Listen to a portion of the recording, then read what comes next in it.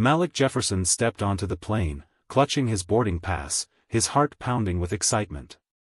This was supposed to be a simple trip to visit his grandmother, his first solo flight. But as he walked into first class, something shifted. The flight attendant's eyes narrowed, blocking his path. "You're in the wrong section," she said sharply. Malik, taken aback, showed her his ticket, 1A. But she barely glanced at it before turning away. Moments later, the tension in the air grew heavy. Whispers swirled. A cold, uncomfortable silence settled over the cabin. Malik stood frozen, his hands trembling. He didn't argue. He didn't make a scene. But his gut told him something was very wrong. Then, over the intercom, a voice crackled, "Security." The door opened. A tall, broad-shouldered man walked in, Sergeant David Jefferson, his police badge gleaming. He wasn't just another cop. He was Malik's father. The gasps from the passengers were deafening. "Why did you call the police on my son?" Sergeant Jefferson demanded, his voice cutting through the tension. The flight attendant stammered, her face pale. But the damage was done. And what followed wasn't just an apology. It was a confrontation that would expose everything: the quiet pain of a teenager, the silent judgment of the crew, and a powerful moment that would force everyone on that plane to see the truth. This wasn't just a misunderstanding. It was something far deeper. What happens next will leave you questioning everything. Don't miss it. Subscribe now. Malik Jefferson's eyes scanned the bustling airport as he walked toward his gate. The terminal was alive with movement. The distant sound of rolling luggage wheels mixed with the soft murmurs of travelers. It was his first time flying alone, and the excitement coursing through him felt almost palpable. For the first time in his life, he was going to visit his grandmother in Atlanta without anyone by his side. His mother had been meticulous in preparing him for this journey, double-checking his identification, ticket, and even his suitcase. Everything had been taken care of, and Malik was finally ready for his moment. His heart raced with anticipation. This wasn't just any trip. It was a rite of passage, the first time he would experience the thrill of flying solo. A sense of independence filled his chest as he made his way to the gate. It was a moment he'd been dreaming about for weeks. He had always imagined what it would be like to walk onto a plane, sit in first class, and let the adventure unfold. It was something out of a movie to him, something he knew would mark the beginning of his own personal journey into adulthood. Malik wasn't nervous. He had no reason to be. His mother's warm hug before he walked out the door still lingered, reminding him that everything would be just fine. His ticket was legitimate, his bags packed, and his seat assigned. As he entered the plane, a sense of pride washed over him. First class. 1A, the very first seat in the section. Malik could almost feel his mother's approval from a distance. This was his moment. But the excitement that had fueled him seconds ago began to dull when he took his first few steps down the aisle. He could sense the eyes on him before he even looked up. Passengers glanced at him briefly, some curious, others indifferent. But there was something else there, something unspoken. It wasn't overt, but it was clear. He didn't quite belong. He couldn't explain it. When Malik reached his seat, he was about to sink into the plush chair, breathe a sigh of relief, and get comfortable for the long flight ahead. But before he could, a voice interrupted him. "Excuse me, young man." The flight attendant's sharp tone cut through the air, pulling his attention away from the seat in front of him. Malik turned toward her. "You're in the wrong section," she said, her eyes scanning him with an unsettling intensity. Malik blinked, momentarily taken aback. His brain processed her words slowly, as if the situation hadn't quite registered yet. Wrong section? How could that be? He was certain of his boarding pass, of the seat number he was assigned to. He looked at her and repeated calmly, "No, ma'am. 1A. He showed her the ticket, his hand steady despite the growing discomfort in his chest. This was a mistake, he told himself. Maybe she hadn't seen it clearly. The flight attendant didn't say anything immediately. Instead, she took his boarding pass from his hands and studied it. Malik felt his breath catch for a split second as she squinted at the ticket, then looked up at him with a strained expression. She didn't return the boarding pass right away. Instead, she muttered something under her breath, something he couldn't quite make out, and then, without a word, gestured for him to wait. Malik didn't argue. He wasn't sure what was going on, but arguing seemed pointless. Instead, he stepped aside, still holding the boarding pass, and waited quietly. His mind raced, trying to make sense of it all. What had just happened? Why was he being questioned? A few passengers glanced over at him, some narrowing their eyes with suspicion, others not even bothering to look up. Malik felt his palms begin to sweat. The plane was filling up, and he was standing there, waiting. The seconds ticked by, and the quiet murmurs in the cabin began to grow louder. He stood still, trying to stay calm. He could feel the weight of being watched, of being judged, even if it wasn't directed at him. There was something in the air that made him feel small. The flight attendant walked away, and Malik was left standing near his seat, clutching his boarding pass as if it were the only thing tethering him to the reality of what was happening. He could feel a heaviness in his chest, something he couldn't name. He wasn't sure whether it was the weight of the eyes on him or the feeling that something wasn't quite right. The air in the cabin seemed to thicken, each second stretching into eternity. Then the intercom crackled to life. The flight attendant's voice came through, sharp and clipped. "Security," she said, almost in a whisper, as if speaking any louder might give away something she didn't want anyone to hear. Malik's heart sank. He could hear the shuffle of footsteps outside the cabin, the faint murmurs from the passengers around him. He tried to swallow the lump in his throat, but it wouldn't go down. The feeling of being singled out, of being looked at with suspicion, flooded over him. Why was this happening? Why was he being treated like this? The minutes stretched on. The flight attendant returned with a look of uncertainty on her face, though there was something different in her demeanor now. She glanced around nervously before looking directly at him. Malik's stomach twisted, his hands clenched around the ticket, his fingers cold. But it was what happened next that he hadn't expected. The door to the cabin opened. Another officer entered. Malik's heart skipped a beat as the man's figure cut through the noise and chaos. This wasn't just any officer. This wasn't just someone from airport security. This was a person Malik knew all too well. His father, Sergeant David Jefferson, dressed in full police uniform, walked in and the entire cabin seemed to stop. His broad shoulders filled the doorway. His badge gleamed under the harsh lights above. It wasn't a normal day for Malik. This wasn't just a moment where he was flying to see his grandmother. No, this was something far more unexpected. The gasps from the passengers around him were audible, though no one dared speak. His father's voice cut through the tension.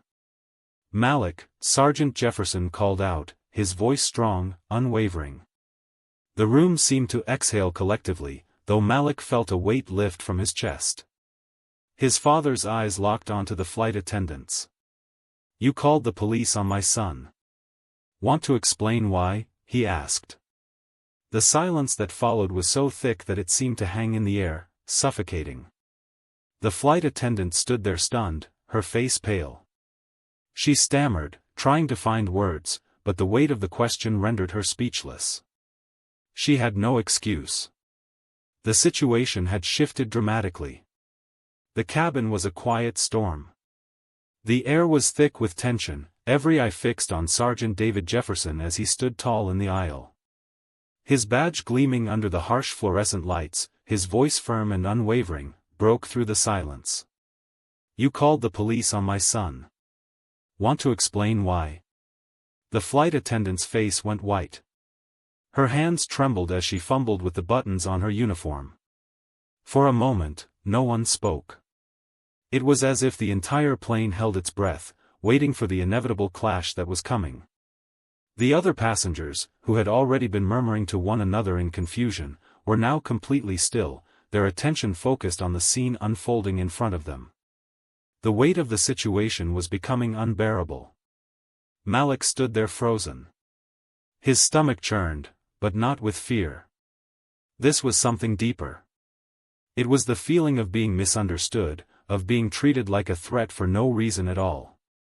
His father's presence was a lifeline, a shield, but it also exposed the underlying injustice that had been forced upon him. Why was this happening? Why had the flight attendant looked at him like that? Was it simply because of the color of his skin? His father's voice sliced through the air again, this time with a power that made the flight attendant flinch. I'm not asking for an explanation because I don't know what's happening. I'm asking because I want to know why my son, my child, was made to feel like a criminal for something that isn't even a crime. Sergeant Jefferson's words hit like a hammer, each one punctuating the injustice that was slowly sinking into the minds of everyone in that cabin. The flight attendant stammered, her voice barely above a whisper. I didn't mean any harm. It was just. I thought. She faltered, unable to complete the sentence. How could she explain what she had done? How could she justify calling security on a young black man who was simply sitting in the seat he had been assigned? There was no excuse. Not anymore. Sergeant Jefferson stepped closer to her, his eyes cold but focused, like a man who had seen this kind of bias before. He didn't raise his voice, but the room was still with the intensity of his presence. You didn't think. You saw my son, just a boy, and assumed that he didn't belong here, that he wasn't supposed to be in this seat. You didn't think to check his ticket properly. You didn't think to look at him like a person. Instead, you saw a threat. You saw a problem. And now we're all sitting here, looking at the damage of your mistake. The flight attendant's face crumpled, and for a moment, Malik thought she might cry. She opened her mouth to speak but closed it again, unable to find the words. The apology was there, buried in her expression, but it wasn't enough. The damage was done. The injustice had already been laid bare for everyone to see. The silence stretched on, but it wasn't the kind of silence you would expect after such an intense confrontation. It was a heavy, suffocating silence, the kind that made the weight of systemic injustice feel real. The kind of silence where the wrongs of the world, the prejudices people carry, and the fears they project onto others, all of those things hung in the air like smoke, impossible to ignore. And then a voice, soft but undeniably powerful, spoke up from somewhere in the back of the cabin. I saw it, the passenger said, their voice shaking but steady. I saw him walk past. He didn't do anything wrong. He was just sitting in his seat. Another voice chimed in, this time a little louder. Yeah, I saw it too. He wasn't doing anything wrong. The murmurs began to rise, not in anger, but in solidarity. The passengers who had been quiet before now found their voice, standing together to challenge the assumptions that had been made about Malik. Sergeant Jefferson, who had been focused on the flight attendant, turned to the rest of the cabin, his gaze sweeping over the passengers. So now we have to ask ourselves, he said, his voice calm but laced with an undeniable force. How many of you would have stood up for my son if I hadn't walked through that door? How many of you would have said something? How many of you would have been willing to step up and speak the truth, to call out the wrong when you saw it? The question hung in the air like a weight. There was no immediate answer, just the uncomfortable silence that followed. But the question was important. The question needed to be asked, because this wasn't just about one flight, one misunderstanding. It was about a deeper, more troubling issue that had been ignored for far too long. It was about the way society had conditioned people to judge others based on appearances, based on skin color, based on assumptions. Malik wasn't just a young man flying to visit his grandmother. To some people, he was a problem, a threat, a criminal waiting to be exposed. But why? Sergeant Jefferson didn't give the passengers time to answer. Instead, he turned back to the flight attendant, his eyes hardening. You didn't see my son for who he is. You saw him as someone who didn't belong. You saw a stereotype, a fear, and you let it control your actions. His voice dropped now, laced with anger. I've been a police officer for years. I've dealt with situations like this. But today, it's my son who is on the receiving end of that fear. And that's not something I can ignore. The flight attendant, her head hanging low, didn't speak. She couldn't. What could she say in that moment? How could she justify the pain she had caused, the harm she had inflicted on an innocent young man simply trying to travel to see his family? Sergeant Jefferson didn't wait for an apology that would never be enough. He turned to the rest of the passengers. I'm filing a report, and believe me, it won't get buried. His voice was steady now, resolute. This isn't just a personal matter. This is about making sure people understand that this kind of thing doesn't happen. Not on my watch. Not on anyone's watch. And just like that, the tension that had filled the cabin began to shift. The passengers who had been quiet before were no longer silent. They started to speak up, sharing their own thoughts, their own experiences. It was as if a dam had broken, and the truth had begun to flow. The conversation turned from uncomfortable whispers to real, open discussions about bias, racism, and injustice. The flight attendant had no response, no defense. And in that moment, the story shifted. What had started as a single mistake, one that could have been easily corrected, had now become a national conversation about the deeper issues that plagued society. But this wasn't just about what happened to Malik on a plane. This was about something much bigger. As the plane prepared to take off, the conversations continued. They weren't just about what had happened during the flight, but about how things like this happened all the time, every day, in every corner of the world. Malik's story wasn't unique. It was shared by so many others who faced the same kind of prejudice and bias. And the question that remained was, what would people do about it? As the plane took off into the sky, Malik sat back in his seat, his father beside him. His heart was heavy with the weight of what had happened. But there was something else there, too. There was a sense of strength, of power, of knowing that this fight was far from over. And as the plane ascended, so too did the conversation about justice, about equality, and about the power of speaking out against what is wrong. This was only the beginning. Malik couldn't help but feel a mix of emotions. On one hand, the anger that had burned in his chest earlier had now dulled. It had transformed into something more powerful, resolve. His father had taken control of the situation, but it was clear that Malik's experience would linger long after this flight. What had happened to him, what had been done to him, wasn't an isolated event.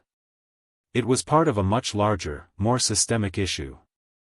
And now that it had been exposed, there was no turning back. As the flight continued its journey, Malik looked around. The other passengers, who had once been silent and indifferent, were now openly discussing what had happened. Some were angry. Others were shocked. But all of them were thinking. And as Malik listened to the conversation unfold, he realized something profound. This wasn't just about him. It wasn't just about one person being wrongfully accused. It was about a moment in time when the truth about racial prejudice and discrimination came into the light. And that truth was impossible to ignore. One passenger, a woman in her late 40s, turned to her seatmate, her voice filled with a mix of disbelief and sorrow. I've seen things like this before. You don't always notice it. It's easy to pretend that it doesn't happen. But today, I saw it for myself. I saw how unfairly he was treated. Her words hung in the air, resonating with those around her. Another voice joined in, a man in his 30s, who shook his head as he looked down at the floor. It's sad, he said, his voice steady but heavy with emotion. I can't even imagine what it's like to live with that kind of fear every day, to be seen as less than just because of how you look. The conversation grew, the murmurs of frustration and reflection bouncing between rows of seats. Malik's experience had become a catalyst, forcing everyone on that plane to confront something uncomfortable. And for the first time, the passengers weren't just observing the problem. They were discussing it, trying to understand it, and most importantly, acknowledging it. Meanwhile, the flight attendant, who had been trying to disappear into the background, could no longer avoid the reality of what had transpired. She had been the one to ignite this storm. But now, the storm was in full force, and she couldn't escape its power. Her face was pale, her shoulders hunched in what could only be described as shame. She knew she had made a mistake, but the damage was done. The passengers around her didn't let her off the hook so easily. They continued to speak, some with anger, others with sorrow, but all of them with the unshakable sense that something needed to change. But the real shift, the real turning point, came when Sergeant Jefferson stood once more. He'd been sitting quietly beside Malik, observing the situation, letting the words of the passengers fill the air. But now it was time to take action. He stood up slowly, his movements deliberate. As he rose, the murmurs in the cabin quieted down, the passengers instinctively understanding that something important was about to happen. Sergeant Jefferson wasn't just a father who had protected his son in this moment. He was a man who had seen the deep, persistent effects of racial injustice, not just in the world around him, but in his own life.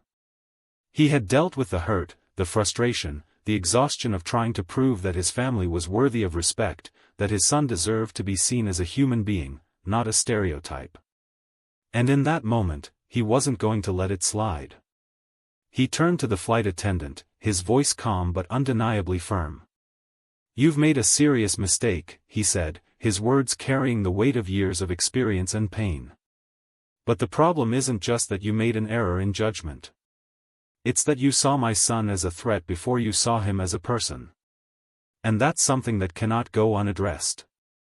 The flight attendant's eyes widened, and she tried to speak, but her words were lost in her throat. She had no defense. She had no excuse. She had simply acted on the biases that she had carried with her, without ever thinking twice about the consequences. Sergeant Jefferson wasn't done. He turned to the rest of the passengers. "This isn't just about one person making a mistake. This is about a system that allows this kind of thing to happen every day.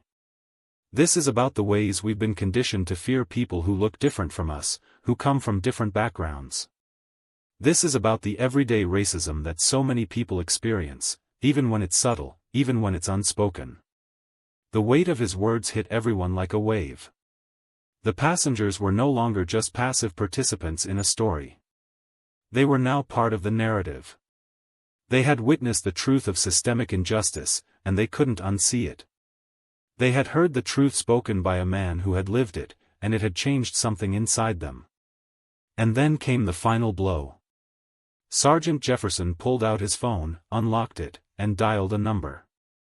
As the phone rang, the flight attendant watched, helpless. Her body language was defeated. She could sense what was coming. "Hello, I need to speak with someone about an incident that occurred on Flight 1132, Sergeant Jefferson said into the phone, his voice now even and clear. "I'm filing a formal complaint about the discrimination my son faced today. It needs to be addressed, and it needs to be dealt with seriously." There was no hesitation in his voice. He wasn't just a father protecting his son. He was a man who had lived with this issue for too long, and he wasn't going to let it slide. As the phone call ended, Sergeant Jefferson looked at the flight attendant one last time. "You'll be hearing from my department, and believe me, this won't go unnoticed." The atmosphere in the cabin had shifted completely. What started as a quiet confrontation had now escalated into something much bigger. It was no longer just about Malik. It was about everyone in that cabin, everyone who had been silent, who had failed to see the truth, and who had allowed these issues to persist for far too long. And as Malik looked out the window, feeling the rush of air against the plane, he knew something important had shifted. It wasn't just the flight. It was the beginning of a change, one that would ripple far beyond that airplane into the world. The flight attendant, who had sparked the fire, now faced the consequences. Her actions had led to a moment of truth, a moment of accountability. And for the passengers, for Malik, and for Sergeant Jefferson, this wasn't just about one flight. It was about standing up for what was right, calling out injustice, and demanding change. As the plane touched down, a quiet yet profound realization settled over Malik and the passengers around him. What had begun as a wrongful accusation had transformed into a collective awakening. The flight attendant would face the consequences of her actions. But the true lesson was about the biases we all carry, knowingly or unknowingly. This wasn't just about a mistake. It was about the systemic issues that allow such actions to happen. Malik's strength, his father's resolve, and the support of the passengers showed us what happens when we don't stay silent. Injustice is not just something we fight in moments like this. It's something we confront every day in every corner of society. So let's ask ourselves, how often do we overlook or ignore unfairness because it doesn't directly affect us? How often do we let our assumptions shape our reality? This story is just one of many that need to be heard. If you believe, like we do, that these stories matter and can spark change, don't forget to subscribe to Real Life Stories for more powerful real-life moments. Together, we can keep the conversation alive. What's your story? What will you stand up for?